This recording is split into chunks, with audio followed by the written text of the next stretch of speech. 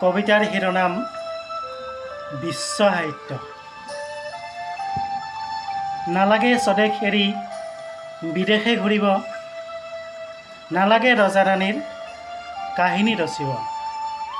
দেশৰ মাটিতে পোৱা ক্ষুদ্ৰ ধূলিকণ, তাৰে গঢ়ি ল'ব পাৰি সুবৰ্ণ ভূষণ। ভঙা প্ৰজা তীৰ্থত যিয়ে কৰিছে শয়ন, তাৰেই কাহিনী ৰচা কৰি সুমোহন। অসমীৰ সুখ দুখ হাহন কান্দন, তাতো আছে বিশ্বসুৰ ভাৱৰ বান্ধন। আপোন ভাষাৰ বেদীত বন্তি জ্বলাই, দিব পাৰি জগতত পোহৰ বিলাই। আশা নিৰাশাৰ ভাৱ লিখা যতনাই, বিশ্ব সাহিত্যত সেয়ে পাব পাৰে ঠাই। বিশ্বভাৱ জাগি আছে হৃদয়ে সদায়, প্ৰকাশ কৰিবা তাকে সজাই পৰাই।